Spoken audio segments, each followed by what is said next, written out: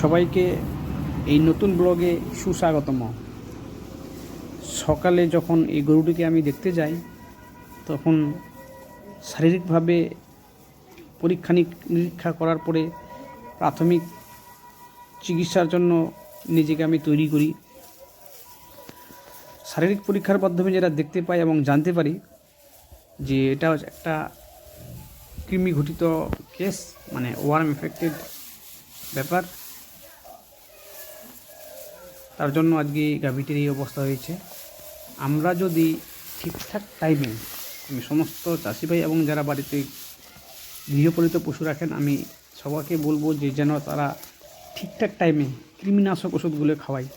যদি কৃমিনাশক ওষুধগুলি না খাওয়ায় তাহলে দেখতেই পাচ্ছেন বিভিন্ন রোগে আক্রান্ত হবে, শারীরিকভাবে দুর্বল হবে, অ্যানিমিয়া হবে এবং কি প্রোডাকশনও কমে যাবে। এবং আমরা এটা বলতেই পারি যে শুধু গরুটির যে ক্ষতি হবে তা নয়, বা গাভীটির যে ক্ষতি হবে তা নয়, গাভী এবং যে ওনার অর্থাৎ গাভীর যে মালিক দুজনেই ক্ষতি হবে। আজকে যে হারে উনি দুধ পেতেন, চেহারা বডি দেখেই বোঝা যাচ্ছে উনি ওইভাবে দুধ পান না। এবার দুধ বিক্রি করে উনি যে উপার্জনটা করতেন, বেশি দুধ হলে বেশি টাকা, উনি ওই হারে দুধ বিক্রি করতে পারছেন না। তার মানে কৃমি সমস্ত কিছু শেষ করে দিয়েছে, মানে প্রোডাকশান, শরীর, সমস্ত কিছু। এক কথায় ইকোনমিক্স যে ব্যাপারটা, সেটার জন্য দায়ী কিন্তু কৃমি।